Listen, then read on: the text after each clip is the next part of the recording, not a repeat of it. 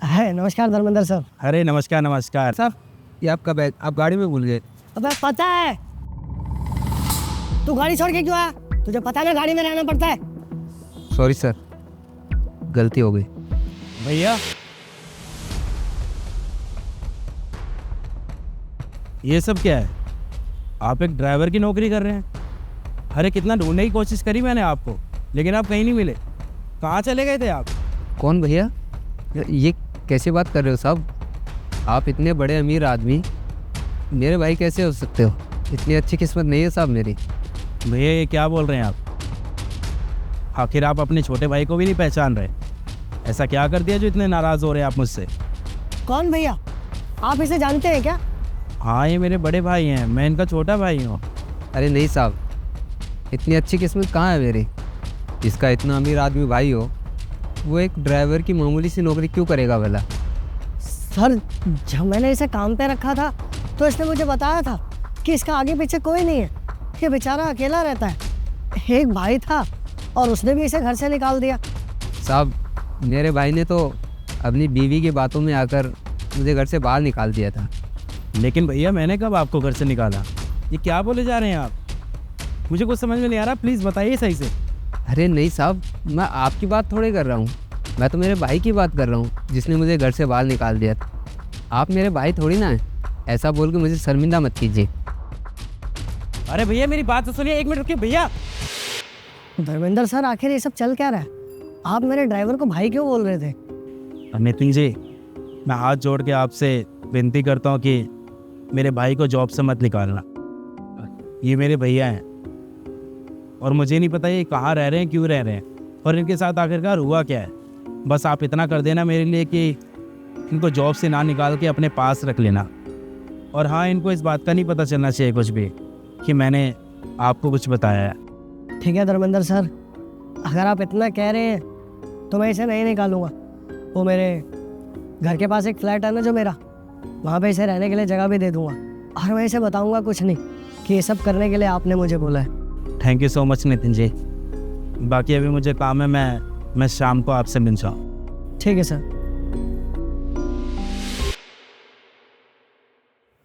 आओ विक्रम आओ। ये मेरा फ्लैट है, काफ़ी टाइम से खाली पड़ा हुआ था। मैं चाहता हूँ कि तुम यहाँ रहो। मुझे पता है तुम वहाँ झोपड़पट्टी में रहते हो, खाने पीने की भी दिक्कत होती है। ये फ्लैट मेरा खाली पड़ा हुआ था, तुम यहाँ आराम से रह सकते हो जब तक तुम्हारा मन चाहे, क्योंकि मेरे फ्लैट को देखभाल करने के लिए एक इंसान भी मिल जाएगा और मेरा फ्लैट यूज़ भी होता रहेगा। साहब इतना बड़ा घर, मैं यहाँ रहूँगा? अरे अब ज़्यादा सेंटी क्यों हो रहा है?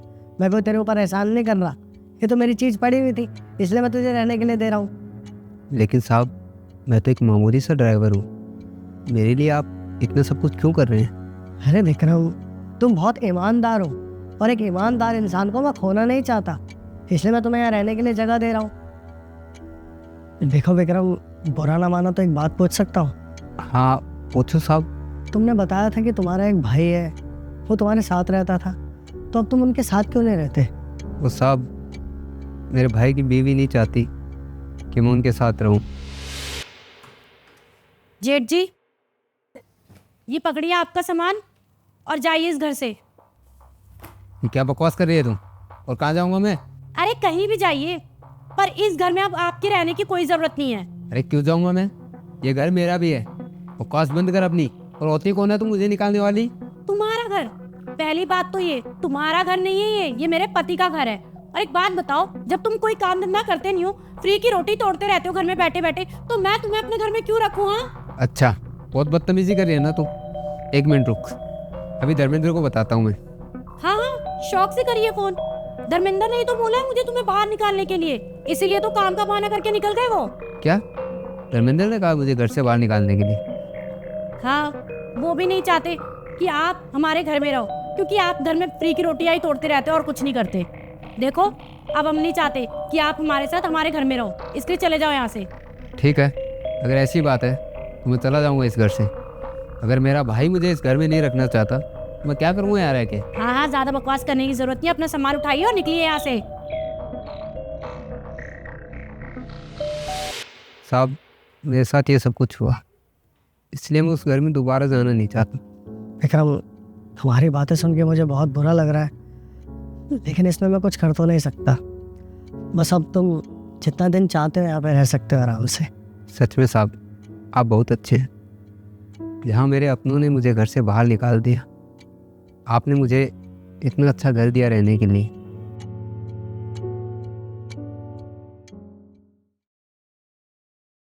तू यहाँ क्या करने आया? भैया आप घर छोड़ के क्यों आ गए? चलिए ना घर।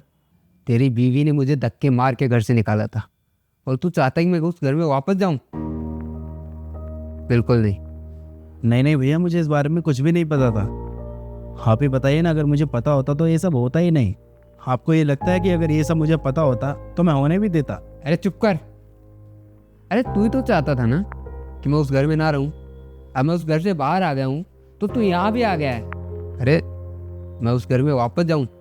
तेरी बीवी ने मुझे धक्के मार के घर से बाहर निकाला था। जब तक कमाता था तब तक ठीक था, लेकिन जैसे कमाना बंद हुआ तुम लोगों ने मुझे घर से बाहर निकाल दिया।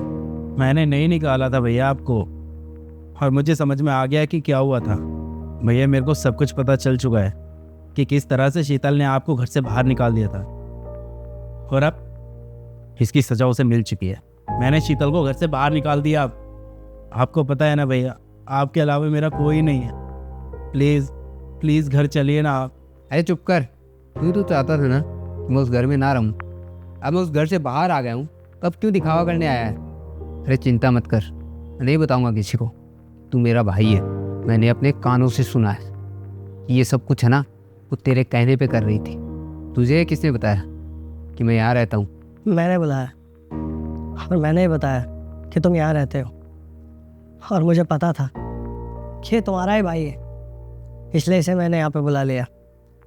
देखो विक्रम, परिवार में छोटी मोटी लड़ाइयाँ होती रहती हैं, पर इसका ये मतलब नहीं है कि हम अपने परिवार से नाता तोड़ दें। और तुम्हें अपने भाई पे थोड़ा तो विश्वास होना चाहिए था ना कि वो तुम्हारे साथ कभी गलत नहीं कर सकता। भैया आप मेरे बड़े भाई हैं, और बड़े भाई का ये फ़र्ज़ बनता है कि अगर छोटे भाई से कोई गलती हो जाए ना तो उसे समझाएं, प्यार से मार कर डांट कर। गलत फहमियों का शिकार अगर बड़ा भाई हो जाएगा तो छोटे भाई का क्या होगा भैया?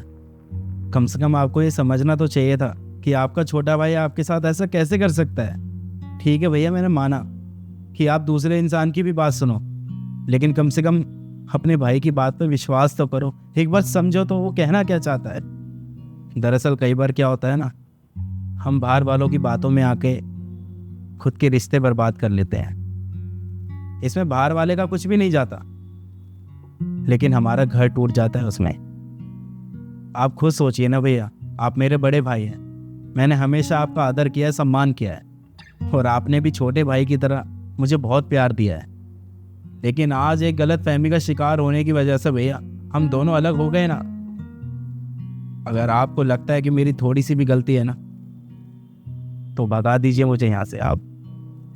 भैया अगर दो भाइयों में प्रेम होता है ना और विश्वास होता है तो कोई भी दूसरा आके उनका रिश्ता नहीं तोड़ सकता। ठीक है, तू मुझे अपना भाई मानता ना, तो एक काम कर, वो अपने घर की बहू है, उसे घर से बाहर नहीं निकालना, उसे घर लेके आ। अरे हो गई उससे गलती, लेकिन इसका ये मतलब नहीं है तो उसको इतनी बड़ी सज़ा देगा। और मेरी बात मान, कल जा और उसे घर वापस लेके आ। जैसा आप कहें भैया, मैंने आज तक आपकी बात नहीं टाली है और ना ही आगे टालूंगा।